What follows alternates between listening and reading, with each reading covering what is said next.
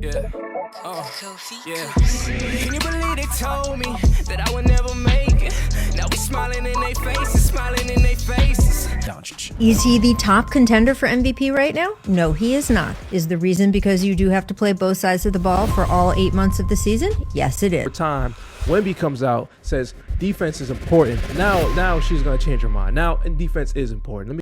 So the biggest problem I have with Rachel Nichols is that ever since Wemby came out, everybody wants to change their stance on defense. But let's be for real. If we're always thinking about defense, then Jaylen Brown, Wemby, and Cade Cunningham will be the top 3 contenders with the MVP. That's all I'm saying. So why are we changing the stance now? Because Wemby, bro. And if you're allowed to vote, you shouldn't allow a player to change your mind by what he says. It should be by what you watched. No one was talking about defense until Wemby had to say it. So how can you freaking vote when you don't even recognize what's going on out there? So Rachel Nichols, we know her from ESPN. You know, she got let go, but you know, she finally, I just looked on, according to Google, she finally got her MVP vote. So now she can vote on the MVP. And this is what she had to say about Luca and the whole, you know, campaign for the MVP. Now I want to say right now, Luca's not my MVP, but I do want to point out some hypocrisy here.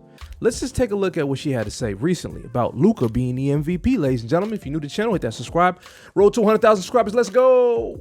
So what do you say, Rachel? Do you agree with Austin Reeves that we, the voters, are overlooking Luka Doncic? Is he the top contender for MVP right now? No, he is not. Is the reason because you do have to play both sides of the ball for all 8 months of the season? Yes, it is.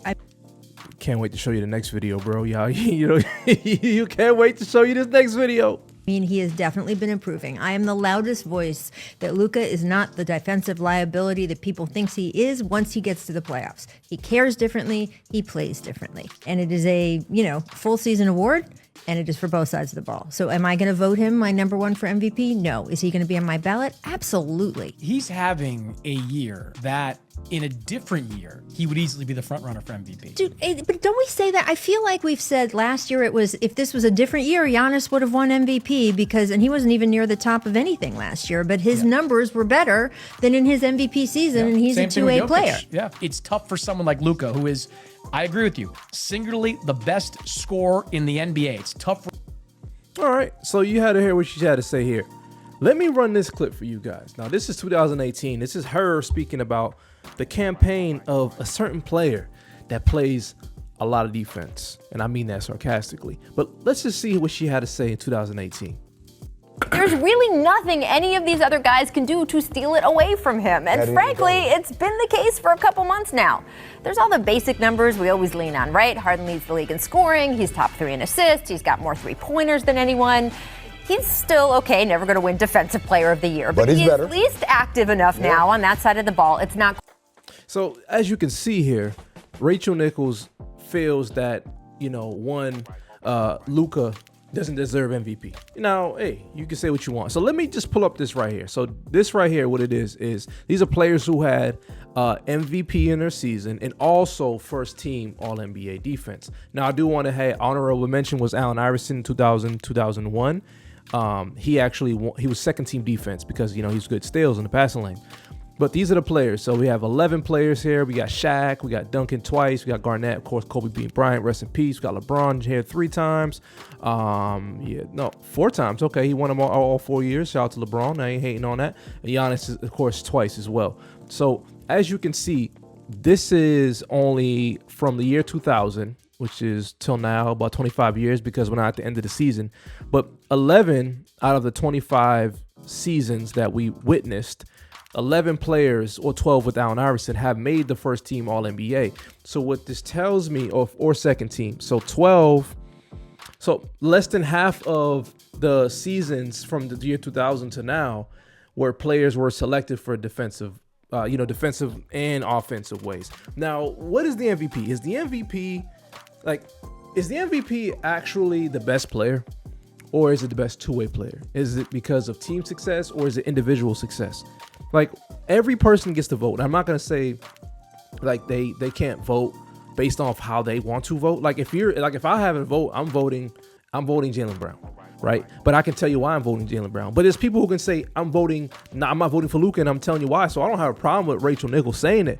But is there a criteria, or is it just a vote? Because what criteria is it? Are we basing it off of that? Because if you look at the last MVPs, which I have, so I want y'all to look at this list. Now, this list isn't correct. I asked chat to do something, and I realized they messed up. So I downloaded it, but it's not right. As you can see, Kobe is not on the left. And I asked to add him there because they said he wasn't there. So maybe Chat GPT is hating on Kobe. But look at this, right? The last MVPs, where's Nikola Jokic right there towards the bottom? You know, like these are recent years. James Harden, and look at the faces they made. Chat is sometimes trash. Look at the face they made for James Harden. That looks like I don't know who, but it's not only James Harden. But Dirk got Nash twice, back to back. How did Steve Nash get back to back? Like, when are we gonna sit there and tell people the truth, bro? The MVP is nothing but a political bias vote. It's not about who's the best player. It's not about who has the best success. It's not about any of those things.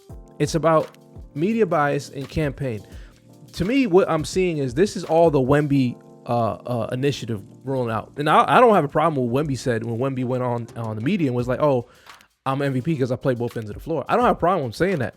But why are you allowing that young man to change your vote? If you were going to vote before, why should we allow you to vote if you can be if you can be manipulated by somebody speaking out about MVP? Then how does somebody like that continue to vote? Because you're not standing on your own principles and values. Because in 2018 you would be like, oh, I ain't voting for freaking Luca. If this was 2018, you wouldn't be voting for Luca because of defensive liability, but you were gonna vote for James Harden. But now we fast forward time. Wemby comes out, says defense is important. Now she's gonna change her mind. Now defense is important. Let me get this stupid graphic off the screen because it's not correct. Like, these are the things that I see when I'm seeing people in the media speak about things. I'm like, bro, what is the criteria? What is the criteria? You tell me, guys. I'm curious to know your opinions. Like, for me, Jaylen Brown is my MVP, but I can tell you why he's my MVP.